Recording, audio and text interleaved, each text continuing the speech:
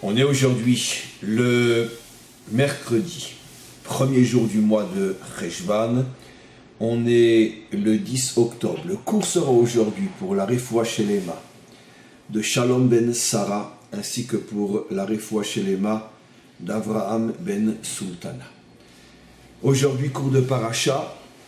On n'a pas véritablement pu rentrer profondément dans ce tout début de reprise de la Torah, surtout Parshat Bereshit, parce que, comme je l'ai mentionné la semaine dernière, ça va trop vite. C'est une paracha sur laquelle il faudrait s'arrêter quelques millénaires, et sincèrement, je n'exagère pas. Et puis bon, le temps de la lire, on est déjà passé à la paracha suivante. C'est pas facile, c'est pas évident. On est déjà Parshat Noach. Et je voudrais malgré tout revenir sur un point qui n'est pas, on pourrait dire, un point qui touche les secrets des secrets, mais un point important malgré tout, qu'on a besoin de réétudier, réentendre, ne serait-ce que pour pouvoir bien cibler le travail ou un aspect du travail qui nous est demandé ici dans ce monde. Finalement, on voit que depuis la faute de Adam et Ève, il y a une hiddardérut en hébreu, une chute en français, une dégringolade, c'est une meilleure traduction, une dégringolade, les choses ne cessent d'empirer. Après la faute de Adam et Chava, c'est le meurtre d'Avel par Caïn, et puis après commence l'idolâtrie, et puis la débauche. On arrive à la génération du déluge, où toutes les barrières, tous les interdits sont tombés. C'est la première génération qui fera de l'idéologie, il est interdit d'interdire son mode de vie. Comme nous explique Rashi, dans cette génération-là, on a commencé à permettre l'adultère, puis après on a officialisé l'homosexualité, c'est un Rashi explicite, et puis après on est arrivé à célébrer les mariages entre ceux qui ressemblent à des humains, car je ne veux pas les appeler des humains, ceux qui ressemblent à des humains et les animaux. Un Rashi explicite qui, comme tous les maîtres d'Israël, est un véritable prophète et qui voit des siècles à l'avance ce que finalement nous commençons à vivre et à constater. Bien évidemment, il y a toujours eu, bien avant Rashi déjà, il y a toujours eu l'adultère, l'homosexualité, les rapports entre les choses qui ressemblent à des humains et des animaux, mais jamais les choses n'ont été officialisées, sont rentrées dans l'idéologie normalisée d'une civilisation normale. Et Rashi nous dit que la raison véritable pour laquelle Dieu a détruit la génération du déluge, ce n'est pas tant à cause de la faute en tant que telle, mais plutôt à cause de la normalisation. Rashi fait allusion à ce que j'explique en disant que du même mot, on apprend qu'il y avait deux fautes.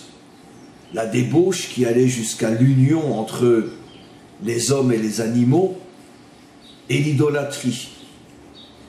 Ces deux fautes qui apparemment n'ont rien à voir l'une avec l'autre, on les comprend du mot vatishachet. La terre était corrompue. Et Rashi nous explique que le mot corrompu se retrouve en hébreu, je parle bien sûr dans l'hébreu biblique, ce même mot est utilisé parfois pour décrire l'idolâtrie ou d'autres fois pour décrire la débauche. Et bien évidemment, quand on parle d'idolâtrie, il faut avoir un minimum de bon sens et comprendre que si le même mot parle d'idolâtrie et de débauche, la Torah veut nous faire comprendre que la débauche est la conséquence directe de l'idolâtrie. De quelle idolâtrie parle-t-on? Évidemment pas de l'idolâtrie que je ne cesse d'expliquer depuis des années déjà. La Torah ne parle pas de se prosterner devant un morceau de bois ou devant une statue. Bien sûr que ça aussi c'est de l'idolâtrie. Mais c'est pas de ça que la Torah, c'est pas de ça que la Torah parle. Quand on veut prévenir les gens de la possibilité qu'un village qui est au pied d'une montagne soit entièrement écrasé par l'avalanche, on n'attend pas que l'avalanche soit déjà à quelques mètres du village. On commence à prévenir, à tout faire pour éviter les choses quand la boule de neige tout en haut de la montagne est en train de se former. De la même manière, la Torah ne prend pas les choses à un endroit où c'est déjà tellement vide, tellement bas, que de toute façon tu ne peux plus rien récupérer. Et plus encore, à ce niveau-là, à cet endroit-là, ceux qui sont dans cette faute sont de toute façon uniquement des choses qui ressemblent à des humains, mais ce ne sont pas des humains. Quelqu'un qui rentre dans une maison de prière et qui s'agenouille devant une statue et qui dit « Marie, sauve-moi », c'est pas un être humain. Qu'est-ce qu'une statue de pierre va pouvoir faire pour cette pauvre idiote ou ce pauvre idiot? Donc, c'est pas ce genre de personne que la Torah s'adresse, bien évidemment. La Torah prend les choses à un niveau beaucoup plus haut. L'idolâtrie, c'est tout simplement l'idéologie qui vient justifier, qui vient couvrir, qui vient autoriser la faute, qui en est la directe conséquence.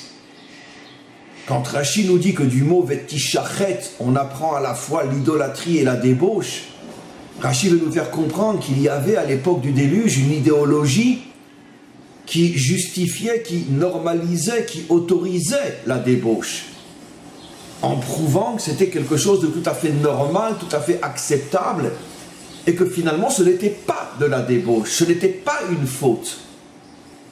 Exactement de la même manière que pendant des siècles et des millénaires, on considérait l'adultère comme une faute répréhensible, aujourd'hui c'est quelque chose qui est tout à fait normalisé, normal, et j'irais jusqu'à dire, et c'est malheureusement vrai, que dans le grand monde, un homme de 40, de 50 ans qui prétend être toujours fidèle à sa femme avec laquelle il est marié depuis 20 ou 30 ans, on le prend véritablement pour un idiot.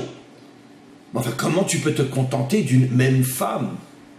Surtout qu'elle a pris de l'âge. Elle n'est plus aussi belle qu'une jeune fille ou une jeune femme de 20 ou 25 ans. Et tu as suffisamment de moyens pour t'amuser un petit peu. Pourquoi tu restes avec la même? T'es pas normal. T'as un grain. Peut-être que t'es pas si viril que ça. Et aujourd'hui, dans ce monde, de la même manière que si tu n'as pas un tatouage, même si tu as 60 ou 70 ans, si tu n'as pas un tatouage ou plusieurs tatouages sur le corps, on te prend pour un idiot, parce que c'est comme ça qu'un homme et une femme doivent se présenter, avec un tatouage sur le nez. Exactement de la même manière dans le monde des affaires, dans la politique, dans le grand monde, partout. Si tu n'es pas un coureur, tu n'es pas un homme. Et puis, l'idéologie commence à normaliser l'adultère, nous dit Rashi, et puis après, l'idéologie va normaliser n'importe quelle relation avec n'importe qui, entre n'importe qui. Pourquoi? Au nom de l'amour, au nom de la liberté. Il faut bien comprendre que quand la Torah parle de l'idolâtrie, elle parle de l'idéologie permissive, qui vient transformer le mal en bien. C'est ça l'idolâtrie dont parle la Torah. Elle ne parle que de cette idolâtrie. C'est pour ça que jamais le monde n'a été autant idolâtre que dans notre génération. C'est la raison pour laquelle je ne cesse de dire que c'est précisément ceux qui sont athées, qui ne croient en rien, qui sont précisément les plus grands idolâtres, lorsque l'on comprend bien la définition de l'idolâtrie d'après la Torah, parce que justement, les idéologies du monde laïque sont l'expression la plus puissante de l'idolâtrie. Je dirais même, si j'ai traité l'idiot ou l'idiote qui se prosterne devant une statue et qui dit « Marie, sauve-moi », je dirais même que malgré tout, cet idiot ou cette idiote sont malgré tout moins idiots que l'homme soi-disant très intelligent, qui ne croit en rien, qui ne va pas se soumettre bêtement devant un Dieu que personne n'a vu et que dont personne ne peut prouver l'existence. Moi, je suis un philosophe, moi, je suis un penseur, je suis un homme libre. Mais en vérité, toutes tes idéologies font de toi un crétin, plus crétin encore que l'idiot qui se prosterne devant une statue et qui lui demande d'être sauvé. Donc c'est de ça dont parle Rachi. Et donc, la génération du déluge a cherché à normaliser les fautes les plus inimaginables. Et leur dernière victoire a été de normaliser, de trouver une idéologie qui justifie, qui normalise la relation entre un homme et un animal. Après tout, si coucher avec sa chienne, ça lui fait du bien, si ça le rend heureux, vous allez empêcher un homme d'être heureux? Vous allez vous battre contre le bonheur? Et donc, à coup de phrases, à coup on pourrait dire d'émissions et de débats télévisés parlant du problème, on a complètement transformé, changé la mentalité de la génération. Et puis si quelqu'un osait dire que coucher avec sa chienne, c'est horrible, il risquait même la prison. Et quand la génération est arrivée à cette normalisation, nous explique Rachi, à ce moment-là, le maître du monde a compris qu'on ne pouvait plus rien faire, on ne pouvait que la détruire. C'est le déluge. Encore une fois, ce que j'explique est très important. J'ai déjà expliqué des dizaines de fois. Mais ça ne sera jamais suffisant. Ce n'est pas la faute en tant que telle qui tue. Ce n'est pas la faute, même les pires fautes commises même par la majorité de l'humanité qui entraînent automatiquement la destruction de l'humanité. Ce qui amène la destruction, c'est l'idéologie qui transforme la faute en quelque chose de bien, qui transforme le mal en idéal. C'est exactement ce que nous révèle la Torah, expliqué par Rachi, quand du même mot, on apprend à la fois l'idolâtrie, c'est-à-dire l'idéologie permissive, et la débauche. Voilà le grand secret que nous révèle la Torah. C'est pour ça que j'oserais presque dire, bien sûr à vision humaine, car le bon Dieu fera ce qu'il voudra, mais jamais le monde n'a été à nouveau en danger de disparition autant que dans nos générations. Car jamais depuis la faute du déluge, le monde s'est permis d'idéologiser, vous avez compris, de transformer en norme, en idéal, en philosophie de vie, au nom de toutes les grandes valeurs, liberté, amour, tolérance, ouverture. Jamais le monde ne s'est permis de normaliser autant d'horreur qu'il ne le fait aujourd'hui. Et il n'y a plus aucune différence entre notre génération et celle du Maboul. Maintenant, il est vrai que Dieu a promis après le Maboul de ne plus jamais recommencer le Maboul, ce qui veut dire qu'une destruction totale de l'humanité, si on comprend bien la Torah, ne semble plus possible, même si nous sommes dans les mêmes conditions. Parce qu'il est évident que quand Dieu dit « je ne détruirai plus jamais l'humanité tout entière », il fait allusion au fait que l'humanité se retrouve dans la même situation que celle du déluge. Parce qu'évidemment que si on n'est pas dans la même situation, il n'y a aucune raison qu'il détruise. Donc la promesse sous-entend qu'effectivement, même si nous sommes dans la même situation, nous ne serons plus jamais détruits. Mais comme l'expliquent nos maîtres, la promesse touche uniquement l'humanité tout entière, au point que ne resterait qu'un petit bateau dans lequel se retrouve un homme, sa femme, ses enfants et leur famille, c'est-à-dire 5, 6, 7, 10 personnes. Ça ne pourra plus se produire. Ne serait-ce que parce que le maître du monde a promis que le peuple juif ne disparaîtrait jamais. Et le peuple juif, c'est pas seulement 10 personnes dans un bateau. Et donc si déjà le peuple juif ne peut pas disparaître entièrement, donc automatiquement, tous les vrais humains partout dans le monde, ceux qui ne sont pas des choses déguisées en humains, mais qui sont de vrais humains, et il y en a des millions dans le monde, hommes et femmes, c'est évident qu'eux ne seront plus jamais, comme à l'époque du déluge malheureusement, ne seront pas exterminés. Mais par contre, expliquent nos maîtres, que de très graves punitions puissent s'abattre sur le monde, afin de le nettoyer de toutes ces choses qui ressemblent à des humains, ça c'est une chose qui malheureusement est possible, et c'est une chose dont il vaut mieux cesser de parler, parce que malheureusement elle est très possible, et elle devient de plus en plus probable. Parce que malheureusement le monde ne comprend que par les coups, et il refuse de se réveiller, il refuse de réfléchir, et finalement il n'y a que les coups qui permettent au monde d'essayer de prendre conscience que finalement le chemin n'était pas le bon.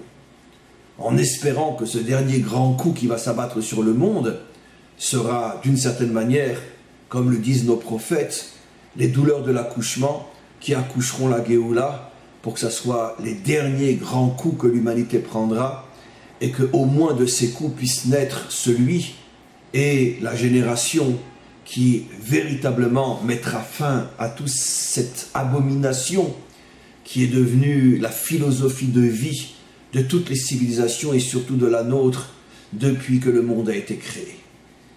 Donc, comme je l'explique, les choses ne cessent d'empirer, même si on s'en tient au récit biblique.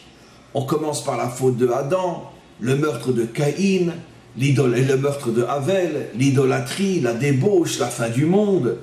Et même après la fin du monde, on retourne, on recommence à fauter avec la tour de Babel, qui est une faute très différente, mais quoi qu'il en soit, qui reste une grave faute aussi.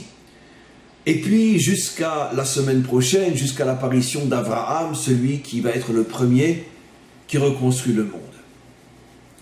Mais je voudrais m'arrêter sur un point simple, mais malgré tout extrêmement important. Essayez de comprendre ce qui s'est passé. Essayez de comprendre à un niveau simple encore, mais important. Où est le problème? Quel est le problème? Revenons à la faute elle-même. Hachem s'adresse clairement à Adam et Ève, et il leur dit, ils sont dans le Gan Eden. On peut donc imaginer, même si on reste dans la métaphore biblique, mais il ne nous est pas interdit d'imaginer des choses justes, mais on peut imaginer que tous les arbres, tous les fruits de ce jardin sont somptueux, sont magnifiques, sont extraordinaires, sont les meilleurs du monde, car ce sont les fruits du Gan Eden. Et le maître du monde a créé un jardin, comme nous dit la Torah, somptueux. On peut imaginer avec des dizaines, avec des centaines d'arbres. Et il dit à Adam et Ève, Mikol etz hagan achol tochlu. Je vous demande de manger de tous les arbres de ce jardin. Ça veut dire la majorité, la grande majorité de tout ce que j'ai fait pousser dans ce jardin est à vous. Et je vous invite, je vous demande à le manger. Virgule, sauf d'un arbre, celui de la connaissance. De celui-là, vous ne mangerez pas. Donnons un exemple plus parlant, dans un langage plus simple encore. Vous avez une immense table devant vous, avec des centaines de cadeaux posés sur cette table, les uns plus chers, plus somptueux que les autres, une montre Rolex, des diamants qui valent je ne sais quoi, des parfums à 1000 shekels la bouteille, enfin tout ce que vous voulez de plus somptueux. C'est le maître du monde qui a fait quand même pousser les arbres dans le Gan Eden, comme la Torah le dit. Donc il va pas faire pousser un petit peuplier misérable. C'est le maître du monde qui l'a directement et personnellement créé ce Gan Eden, même en restant au niveau de la métaphore biblique. Et puis, sur la table est posé un cadeau. Il n'y a aucune raison de dire qu'il est plus beau, plus cher, plus chic que les autres, car la Torah ne donne absolument aucune allusion, même pas un remèze, même pas une allusion lointaine au fait que cet arbre serait mieux que les autres. Et le maître du monde, ou plutôt la personne qui veut vous gâter, dit voilà, tu peux prendre tout ce qui est sur la table, prends tout. Mais regarde, ça, tu laisses, tu touches pas. Qu'est-ce qui s'est passé? Adam et Chava en font une fixation. Mais pourquoi? Mais pourquoi? D'après l'exemple que j'ai donné, vous comprenez là. Il n'y a pas de mots. L'arrogance, la stupidité, l'orgueil, la pédance. Maintenant, je te donne gratuitement des centaines de choses, sauf une chose, et tu te braques sur la chose que je te refuse, pourquoi pas? Dans un autre domaine, plus simple encore, dans la vie de tous les jours, la relation parent-enfant. Qu'est-ce que les parents ne font pas pour les enfants? Je parle d'une famille standard, normale. Qu'est-ce qu'ils ne donnent pas? Depuis le jour où la maman est tombée enceinte, jusqu'au jour où l'enfant, pour la première fois, lui dira « Je t'ai rien demandé, va te faire voir ». Qu'est-ce qu'elle n'a pas donné à cet enfant? Elle a donné sa santé, elle a donné son fer, elle a donné son calcium, elle a donné ses vitamines, elle a donné ses nuits, elle a donné son temps, elle a tout donné. Mais l'enfant grandit. Et un jour, après avoir déjà reçu hier et avant-hier et demain des dizaines de choses, un jour il demande une chose que la maman refuse. Maman, j'ai 12 ans, mais j'ai 13 ans, est-ce que je peux sortir ce soir avec mes copains et mes copines? Je reviens vers 2-3 heures du matin. Ah non, mon fils, c'est hors de question, tu ne reviens pas à ton âge à 3 heures du matin. Et c'est l'explosion. Oh, tu dis toujours non, Et c'est l'explosion. Le début de l'explosion. Car ça va s'empirer. Mais attends, mais tu es incapable de te rappeler tous les oui dont tu as bénéficié. Tu te braques sur un non. Tu ne vois plus que ce non. Et tu oublies tous les oui. Mais d'où ça vient, une telle folie? D'où on le voit chez Adam et Chava. Regardez, dans tous les versets qui précèdent ce que Chava va dire, il n'est dit nulle part que l'arbre de la connaissance était au milieu du jardin. Dans son sens parabolique, le milieu signifie que c'est au centre, c'est-à-dire je ne vois que lui. C'est ma principale préoccupation, c'est le centre de toutes mes préoccupations. C'est dit nulle part qu'il était au centre.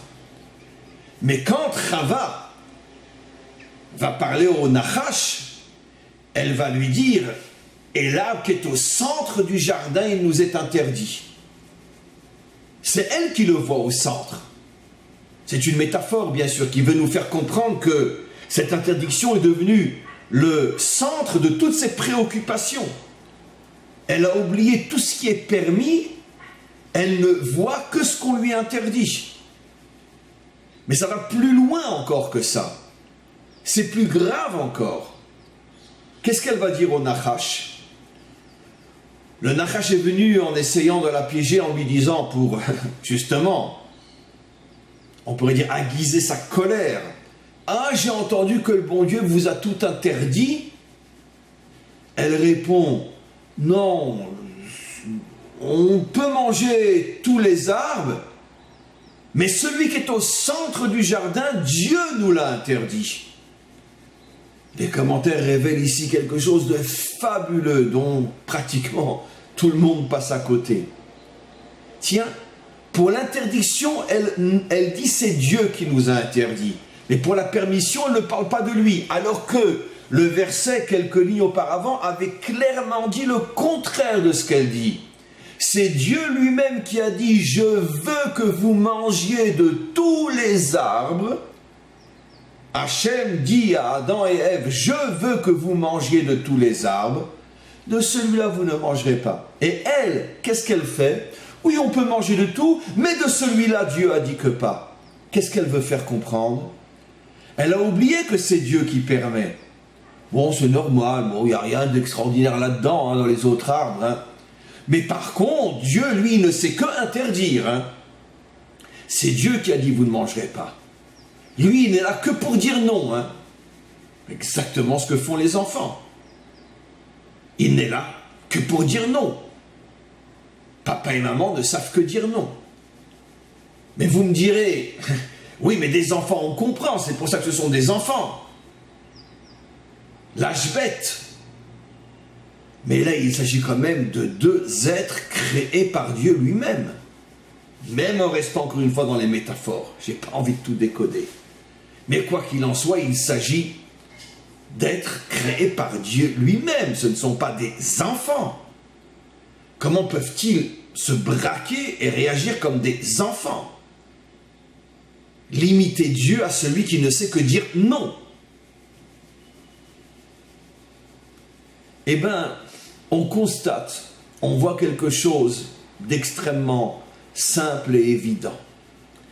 La Torah met en évidence ici que la racine profonde, première, essentielle de toute la dégringolade de l'homme et de l'humanité, la racine première, profonde, essentielle est le fait que l'homme refuse de se limiter. Il en fait, on pourrait dire, un problème de principe. Je refuse de me limiter. C'est un principe. C'est vrai, tu m'as donné 100 000 choses et tu m'en as interdit qu'une. Mais je vais oublier tout ce que j'ai reçu, je vais me braquer uniquement sur ce qui m'est interdit. L'homme refuse de se limiter. Et lorsque on essaye de limiter l'homme, il perd la tête. Regardez, toute la dégringolade va tourner autour de ce problème-là. Pourquoi Caïn tue Abel? Parce que Caïn ne supporte pas d'être limité. Limité en ce sens que son offrande n'est pas acceptée. Donc finalement, tu es en train de limiter ma volonté de te servir. Puisque tu acceptes celle de Abel, tu n'acceptes pas la mienne. Donc tu es en train de me faire comprendre que tu ne veux pas de moi. Reste où tu es. Tu m'empêches de m'approcher de toi. Tu me limites. C'est ça ce qui rend fou Caïn. Et la génération du déluge, c'est encore beaucoup plus simple. Pourquoi ils ont commencé à permettre l'adultère? Mais pourquoi on se limiterait? On s'aime. C'est vrai, elle est mariée avec un autre. Mais je n'ai pas dit que je veux l'épouser. Je veux passer seulement 2 heures avec elle. Elle est d'accord. C'est elle qui m'a même téléphoné pour me donner un rendez-vous. Son mari est en voyage, personne ne le sait. On s'aime. Pourquoi se limiter? Pourquoi? Parce qu'elle a signé sur un papier qu'elle est la femme de Tartampion, alors on n'a pas le droit de s'aimer? Mais c'est quoi ces idioties? C'est quoi? Pourquoi limiter l'amour? Pourquoi limiter le plaisir? Pourquoi faire souffrir les hommes? Comme dans cette chanson extraordinaire, je ne me souviens plus de qui est sans doute l'hymne de la génération du déluge, Coupable. Vous m'enverrez un message pour me dire qui c'est qui chante ça, où c'est tout un hymne finalement à la gloire de l'adultère. Où finalement le chanteur est en train de dire, mais pourquoi vous me voyez comme un assassin? De quoi suis-je coupable? Coupable d'aimer? Ça, c'est la Marseillaise du déluge. On transforme le fautif en victime. Mais de quoi suis-je coupable? Je suis coupable d'aimer. Pourquoi me limiter? Et puis après, on en est arrivé aux relations entre hommes, en femmes normalisées. Mais pourquoi un homme aurait-il droit d'aimer une femme et pourquoi un homme n'aurait-il pas le droit d'aimer un homme? Pourquoi 2 femmes n'ont pas le droit d'être heureuses ensemble? Et si elle est malheureuse avec un homme? Mais qui êtes-vous, vous les juges, vous les censeurs, pour empêcher 2 femmes ou 2 hommes de s'aimer? Mais qu'est-ce que tu vas répondre à une approche pareille? Arrêtez de limiter l'amour. Et puis après on en arrive à l'homme avec sa chienne ou la femme avec son chien. Elle vous a fait du mal? Elle elle est méchante, elle est heureuse. Fichez-lui la paix. Pourquoi vous voulez limiter le bonheur? Vous pouvez répondre à une chose pareille. Et c'est le déluge, c'est la fin du monde. Tout commence avec ce problème. Je ne veux pas qu'on me limite. Je ne veux pas. Ça, c'est le problème fondamental. C'est pour ça, d'une certaine manière, que dans un autre domaine, la révolte fondamentale du christianisme contre le judaïsme, c'est uniquement et uniquement contre l'aspect loi du judaïsme. Après, quand c'est arrivé chez les barbares européens, c'est devenu du n'importe quoi. Ça n'a plus rien à voir avec le christianisme juif du départ.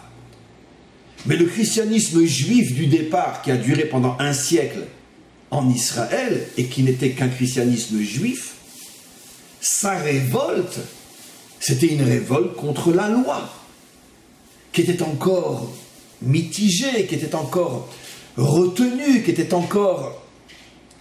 Parce que malgré tout, c'était des juifs.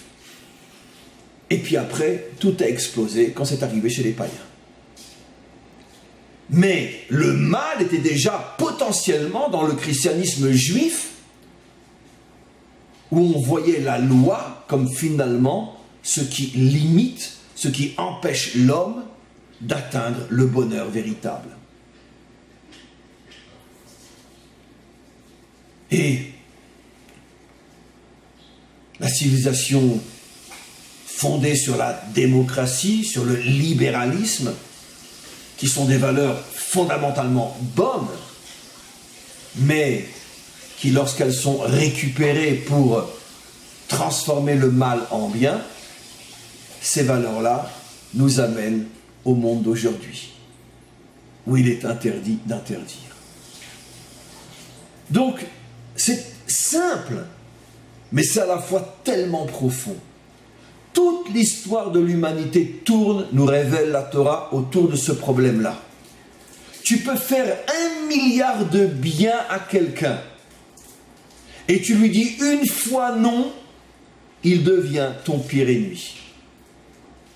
On l'expérimente tous et toutes dans la vie, dans la relation de couple, dans la relation familiale, parent-enfant, enfant-parent, dans la relation professionnelle, dans la relation même rave et élève, dans la relation élève-rave, dans la relation dans le travail, dans la relation entre les peuples.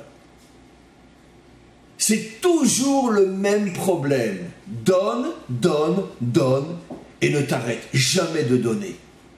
Parce que sinon j'oublierai tout ce que tu as fait pour moi, et je veux me braquer sur la seule chose que je t'ai demandé et que tu n'as pas accepté.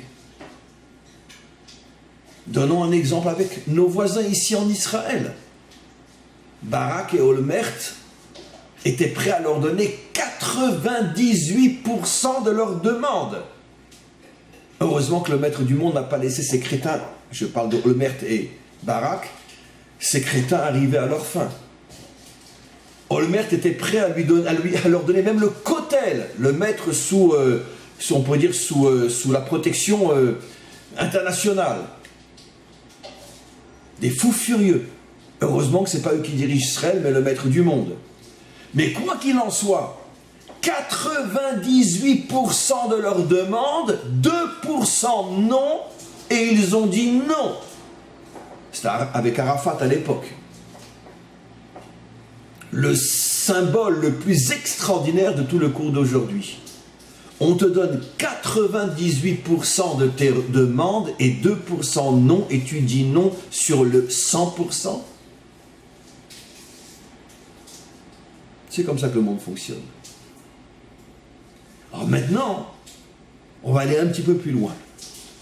Et pourquoi finalement le maître du monde a voulu que toute l'histoire humaine tourne autour de ce problème ? D'être capable de se limiter. Et encore, de se limiter un petit peu. Parce que, comme je l'ai expliqué, dans le récit biblique, ce qui est permis est beaucoup, beaucoup plus grand que ce qui est interdit. 1000 arbres sont permis, un est interdit. Donc pourquoi le maître du monde veut que tout tourne autour de ce problème-là? Mais parce que, mes amis, qui est le premier dans l'histoire qui s'est limité pour laisser de la place aux autres? Eh bien, c'est le maître du monde. C'est le fameux principe du Tzimtzum. Le maître du monde représente une lumière En-Sof, une lumière infinie. Nous, créatures, sommes-nous capables de regarder en plein mois d'août à midi le soleil droit dans les yeux? Non, il nous aveugle. Et le soleil lui-même n'est qu'une créature, qu'une création, pardon, qui n'est que le milliardième du milliardième du milliardième du milliardième du milliardième du milliardième du milliardième du milliardième de l'ombre de l'ombre de l'ombre de l'ombre de l'ombre de l'ombre de l'ombre de la lumière infinie d'Hachem. Et malgré tout, on ne peut pas le regarder droit dans les yeux. Vous imaginez si Dieu avait laissé sa lumière infinie sans la voiler, sans la limiter, sans la cacher? Comment aurait-il pu créer les mondes? Comment l'homme pourrait-il exister, se tenir dans ce monde? C'est le grand principe du Tzimtzum qu'expliquent les Mekoubalim, que tout a commencé par la contraction de la lumière infinie de Dieu, pour laisser de la place aux autres, à l'autre. Donc tout le principe de la création repose sur le principe de la contraction, sur le principe de la limite. Et on va oser comparer les limites que Dieu nous impose aux limites que lui s'est imposées. Qu'est-ce qui est plus difficile? De pouvoir manger des centaines de choses, mais de ne pas pouvoir manger du porc ou de ne pas mélanger le lait et la viande? 3 à 4 animaux nous sont interdits, une dizaine d'aliments nous sont interdits, mais grâce à Dieu on a le couscous, on a le gefilte fish, et qu'est-ce qu'on n'a pas encore? Et on va se braquer uniquement sur le fait que je ne peux pas manger du jambon beurre. Mais ça veut dire quoi? Ça veut dire quoi? Mais tu as tous les bonheurs du monde sur terre. Et tu vas te braquer sur ton jambon beurre. Tu peux manger du pain toute l'année. Et tu vas te braquer sur le fait que pendant 7 jours, tu ne dois pas manger de pain à Pessah. Mais qu'est-ce que c'est cette histoire-là? Mais quelle est la limite qu'on te demande par rapport à la limite que Dieu s'est imposée? Lui a dû limiter l'infini pour que tu puisses exister. Il limite l'infini pour que tu puisses exister. Et toi, tu ne peux pas tourner le dos à un jambon beurre. Tu travailles 6 jours sur 7, 24 heures sur 24 si tu le veux. Tu gagnes des millions et gagnes des milliards même. Et tu ne peux pas un jour par semaine te limiter et arrêter de faire du pognon ou arrêter de t'amuser. Tu ne peux pas un jour par semaine. Ah ben non, je ne peux pas un jour par semaine. Mais attends, mais lui, il a limité l'infini pour que tu puisses exister. Et jusqu'à aujourd'hui encore, il limite l'infini pour que tu puisses exister. Parce que si au moment où tu prends ta voiture le Shabbat pour aller jouer au golf, s'il te dévoilait son infini, tu disparaîtrais. Tu serais brûlé sur place, tu disparaîtrais comme dans les films de science-fiction.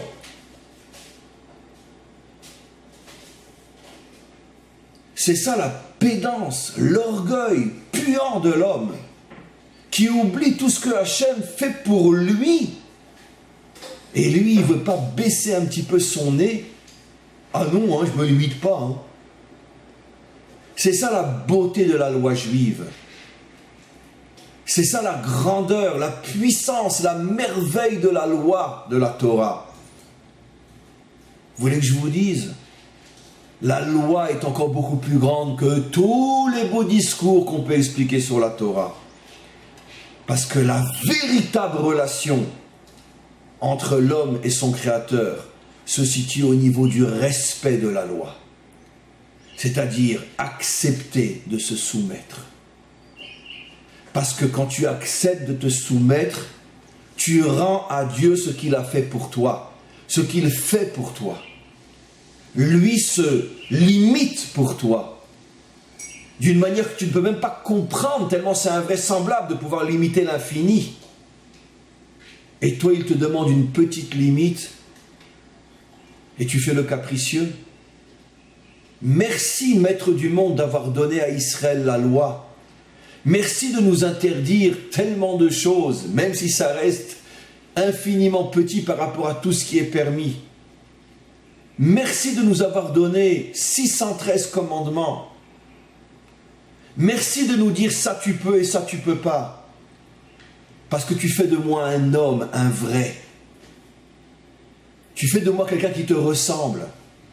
Je suis fier de te ressembler, Maître du monde. Tu te limites pour me laisser de la place, mais moi aussi je me limite pour te laisser de la place.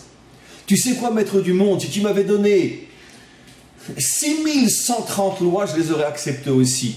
Tu m'en as donné que 613.